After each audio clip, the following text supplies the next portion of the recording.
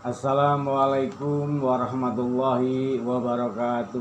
Waalaikumsalam warahmatullahi wabarakatuh. Bismillahirrahmanirrahim. Alhamdulillahirabbil alamin. Wassalatu wassalamu ala asyrafil anbiya'i wal mursalin sayyidina wa maulana Muhammadin wa ala alihi wa sahbihi ajma'in. Asyhadu an la ilaha illallah wa asyhadu anna Muhammadan abduhu wa rasuluh. La haula wala quwwata illa billah. Yang kami hormati adik-adik dari PAC, IPTU, dan IPBNU Denpasar Timur, dan seluruh hadirin yang dirahmati Allah Subhanahu wa Ta'ala. Pertama-tama, mari kita sampaikan atau ucapkan Alhamdulillah kepada Allah Subhanahu wa Ta'ala karena berkat atas rahmat, taufik, serta hidayah pada sore hari ini kita bisa berkumpul di tempat ini dalam rangka mengisi kegiatan di bulan suci Ramadan ini dengan kajian-kajian keislaman. Yang kedua, sholawat serta salam mudah-mudahan tetap tercurahkan kepada junjungan kita Nabi besar Muhammad SAW yang telah membimbing kita dari jalan kegelapan menuju jalan yang terang-benderang melalui dunia Islam. Jamaah yang dirahmati Allah SWT, pada sore hari ini kita akan membahas bab pentingnya menuntut ilmu bagi umat muslim laki-laki maupun perempuan. Insyaallah akan kami sampaikan secara mudah sehingga bisa diterima dengan gampang dan mudah pula dan bisa diaplikasikan dalam kehidupan sehari-hari. Sebagaimana disampaikan oleh Rasulullah bersabda, "Talabul ilmi faridatun ala kulli muslimin wal muslimat." Yang artinya menuntut ilmu itu hukumnya wajib bagi kaum muslimin laki-laki maupun perempuan. Tatkala ada kata wajib berarti itu tidak bisa ditinggalkan. Kewajiban untuk menuntut ilmu itu bagi setiap muslim diawali dari begitu lahir di buayan ibu dan batasannya sampai menjelang wafat atau meninggal. Jadi tidak ada batasan umur untuk menuntut ilmu. Nah, yang sering menjadi pertanyaan itu ilmu dalam bentuk apa yang mesti kita pelajari selaku umat muslim. Tentu yang utama yaitu tentang ilmu-ilmu kebaikan. Baik ilmu keagamaan, sains, teknologi, sosial budaya, masyarakat, dan seluruh ilmu-ilmu yang manfaat itu mestinya dipelajari oleh setiap muslim. Mengapa? Sampaikan oleh para ulama bahwasanya ilmu itu akan membawa kita menuju ke kebaikan. Jikalau engkau ingin bahagia di dunia, wajib bagimu untuk mempunyai ilmu atau mempelajari ilmu.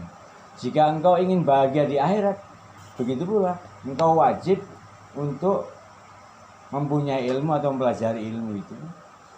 Dan jika engkau mengharapkan kebahagiaan dunia dan akhirat, wajib pula bagimu untuk mempunyai atau mempelajari ilmu sehingga kamu bisa mendapatkan kebahagiaan akhirat, dan akhirat itu dengan baik sesuai dengan akidah-akidah Islamnya. Jadi ilmu itu tentu dalam segala hal, bukan cuma ilmu agama, ilmu apapun itu sangat kita perlukan dalam kehidupan kita sehari-hari, terutama bagi kalangan kaum milenial, anak-anak muda.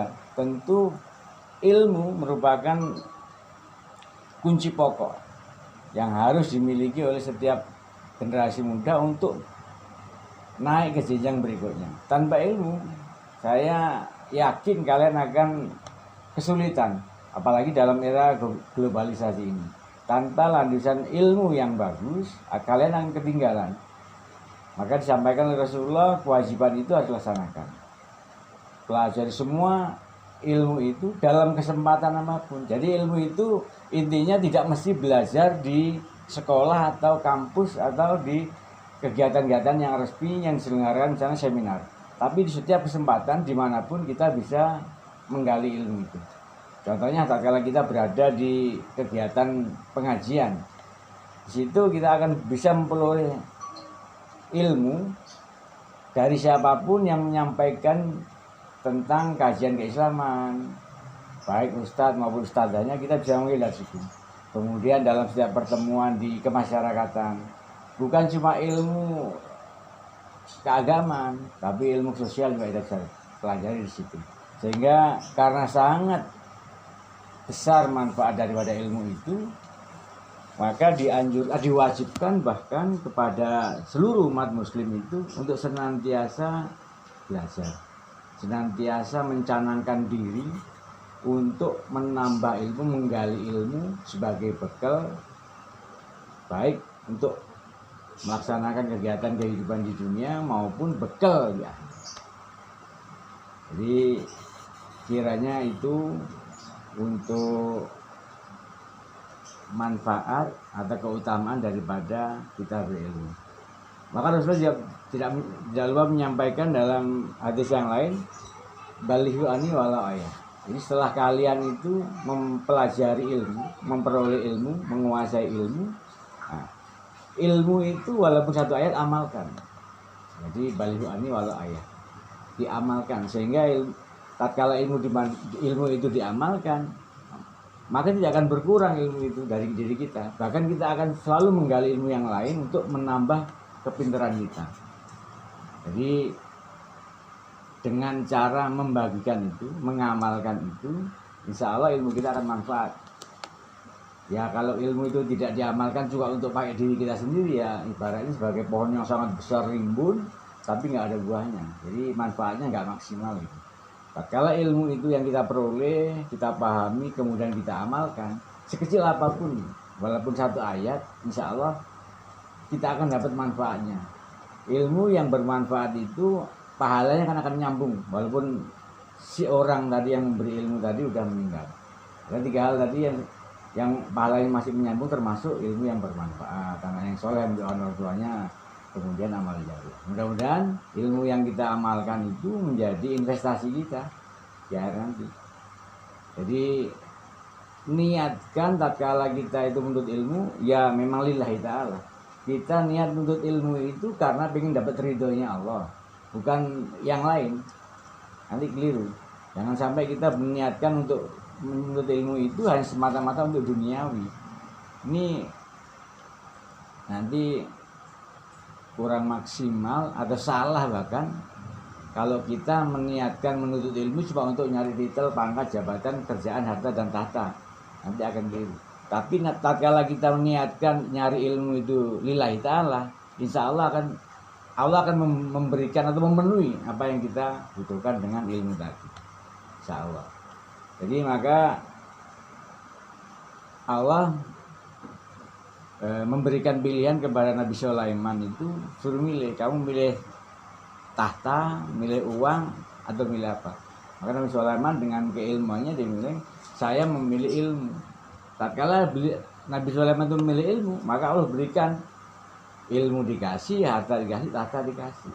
Karena orang yang berilmu itu insya Allah akan amanah dan bisa mengelola amanah yang diberikan kepadanya. Tanpa ilmu, ini akan meragukan, bahkan mungkin akan berantakan. Nah, maka itu pentingnya ilmu. Bahkan Allah sendiri dengan keikhlasannya, dengan kerelaannya akan memberikan yang dibutuhkan oleh manusia yang berilmu tadi.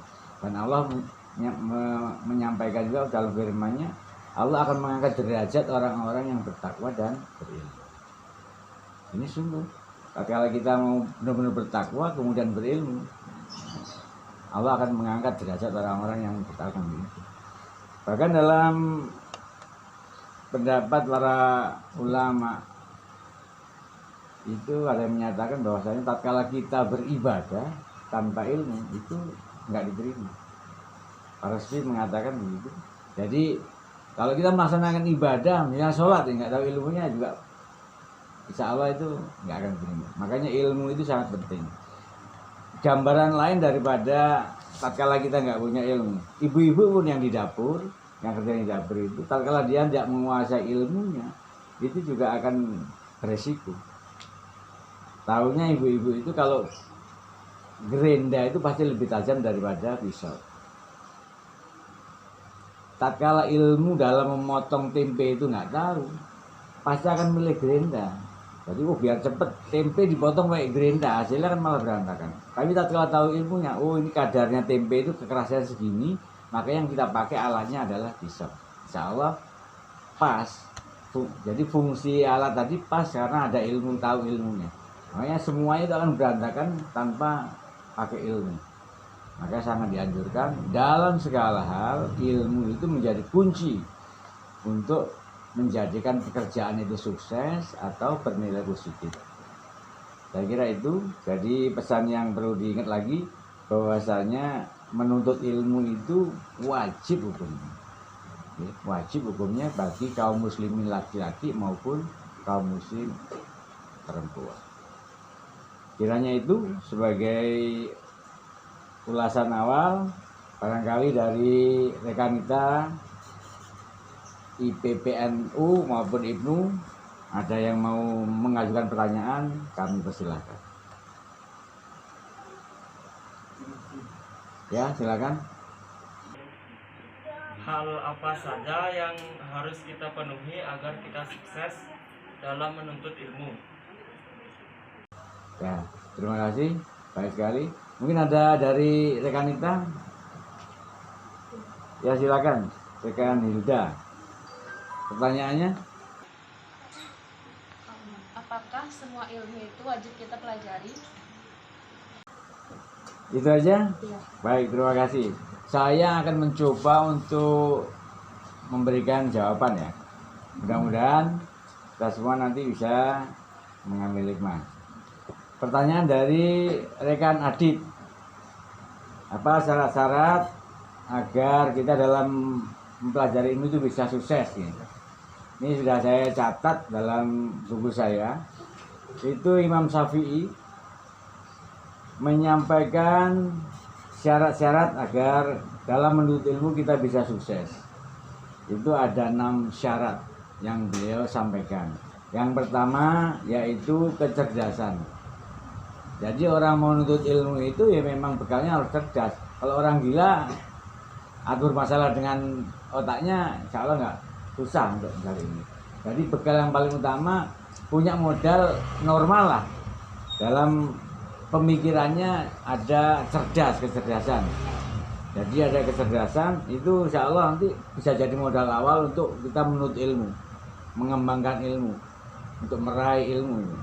Kemudian yang kedua ada semangat dan kesungguhan. Jadi yang kedua semangat, yang ketiga kesungguhan, semangat dan sungguh-sungguh. Jadi nggak setengah-setengah, niatnya lillahi ta'ala untuk menuntut ilmu, kemudian ada kesungguhan, ada semangat. Insya Allah akan memperoleh hasil yang maksimal. Tapi kalau ogah-ogahan jangan mengharapkan. Kalau katanya itu kalau no gain without pain. Jadi kalau nggak ada upaya jangan mengharapkan hasil. Makanya kalau kita bersungguh-sungguh, bersemangat, nah kita insya Allah lah ada harapan memperoleh hasil yang maksimal.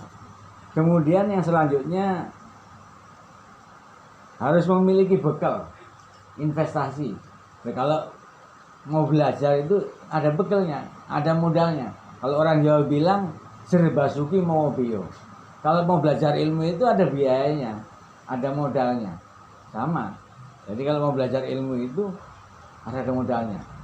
Modal keyakinan, modal biaya juga, uang juga. Itu untuk memperoleh pendidikan. Jadi kalau orang Jawa bilang tadi serba suki mau bio. Kalau mau belajar memperoleh pendidikan itu harus menggunakan biaya, ongkos. Gitu. Kemudian dengan diarahkan oleh pembimbing, harus ada pembimbing. Disampaikan dalam ada Rasulullah kan. Rasulullah bersabda, "Man ta'alama wa bila syaitin fasaihu syaiton." Salah ya, Bang. Jadi apabila seseorang mempelajari ilmu tanpa seorang guru, maka gurunya adalah setan. Jadi agar ilmu yang kita peroleh itu bagus, itu perlu pembimbing, perlu guru. Nah, ini sampaikan. Jangan nanti adalah yang bangga dengan otodidak. Mungkin dalam ilmu-ilmu yang lain boleh lah, tapi kalau dalam ilmu keagamaan terutama itu perlu, karena ada pemahaman yang lebih mendalam. Satu ayat itu penafsirannya bisa bermacam-macam sesuai dengan yang siapa yang menyampaikan. Makanya tatkala belajar itu harus ada seorang guru yang membimbing, yang mengawasi, kemudian yang memberikan. Ada pertanggungjawaban di situ. Jadi akan lebih afdol belajar itu tatkala ada pembimbing. Begitu. Kemudian yang terakhir, yang keenam itu syarat untuk agar kita bisa memperoleh hasil yang maksimal dalam mempelajari ilmu itu waktunya yang lama, maksudnya bertahap. Jadi enggak bim salah bim langsung selesai. Enggak. Jadi menuntut ilmu yang lebih abdul, yang akan sukses itu harus bertahap. Dari tingkat bawah ke naik terus bertahap. Itulah istiqomah nanti kita belajar terus. Kalau belajar hari ini besok udah harus bisa, enggak maksimal. Jadi biar sukses caranya dengan waktu yang lama, telaten terus menerus bertahap, ulet, itu kan rinciannya begitu. Jadi belajar itu memerlukan waktu yang panjang sehingga hasil yang diperoleh juga akan maksimal dan melekat. Kalau sekilas ini biasanya dapat langsung besoknya hilang, kabur, masuk telinga kiri, keluar telinga kiri juga. Kalau telinga kanan masih ada yang nyangkut dikit-dikit lah. Jadi belajar itu diperlukan ilmu yang lama. Maksudnya harus telaten, ulet, sabar, terus menerus. Insya Allah hasilnya maksimal. Saya kira itu penjelasannya. Ada 6 syarat tadi. Saya bacakan lagi. Perlu kecerdasan, semangat, kesungguhan, memiliki bekal, kemudian ada pembimbing atau guru, dan perlu waktu yang lama. Itu untuk syarat memperoleh ilmu atau belajar ilmu biar sukses. Kemudian pertanyaan berikutnya dari saudari Hilda, ilmu apa saja yang wajib dipelajari? Nah, ini juga saya catatkan. Menurut Imam Al-Ghazali, ilmu itu dibagi menjadi 2 kategori. Jadi ada ilmu yang hukumnya itu untuk dipelajari fardu ain. Fardu ain itu untuk pribadi-pribadi. Jadi setiap pribadi itu ada ilmu yang harus dipelajari. Wajib hukumnya untuk dipelajari fardu ain itu. Ya kayak belajar tentang sholat, tentang akidah, tentang tajwid, tentang muamalah, itu yang kegunaannya untuk diri kita sendiri, kemudian kita aplikasikan, itu ain, wajib. Kita belajar ngaji, belajar itu untuk pembelajaran diri kita sendiri itu disebut fardu ain. Jadi yaitu yang ilmu-ilmu yang wajib kita pelajari.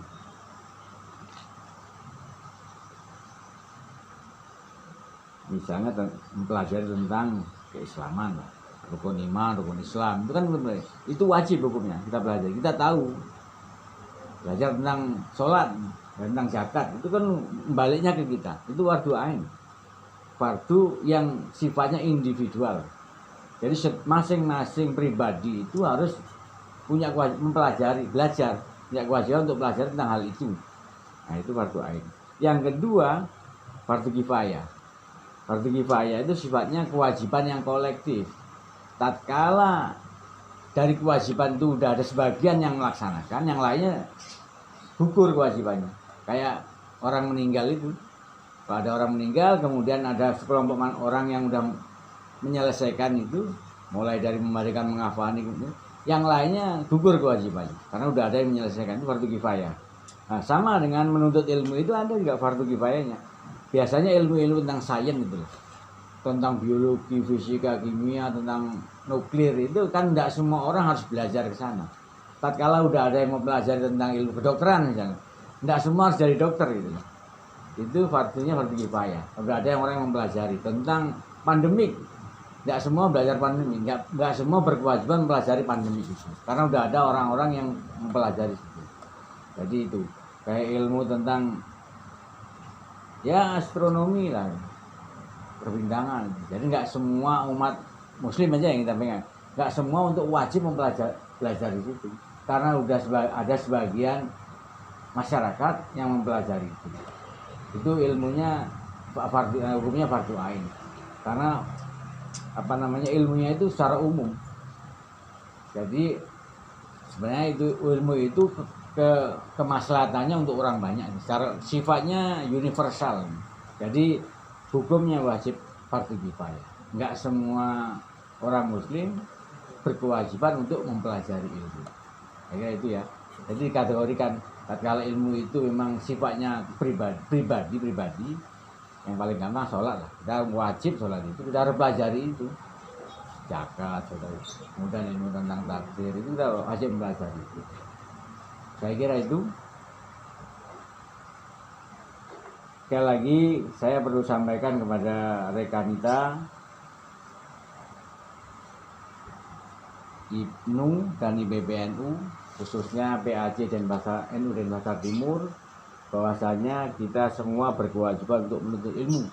Dan tak lupa saya sampaikan, barang siapa mempelajari ilmu tanpa seorang guru, maka gurunya adalah setan. Maka berhati-hatilah, jangan sembarangan mempelajari satu ilmu tanpa dibimbing oleh orang-orang yang menguasai tentang ilmu itu. Takutnya nanti malah salah tafsir dan salah kaprah, salah mengaplikasikan dalam kehidupan. Mudah-mudahan kita semua senantiasa mendapat hidayah dan bimbingan dari Allah SWT, dan senantiasa diridhoi segala aktivitas kita, sehingga kita akan memperoleh kebahagiaan di dunia wal akhirah, dan mendapatkan juga keselamatan dan kemudian mendapatkan syafaat di yaumil akhir dari Rasulullah SAW. Dari saya kurang lebihnya mohon maaf. Wallahul muwaffiq illa aqwamit thoriq. Wassalamualaikum warahmatullahi wabarakatuh. Waalaikumsalam warahmatullahi wabarakatuh.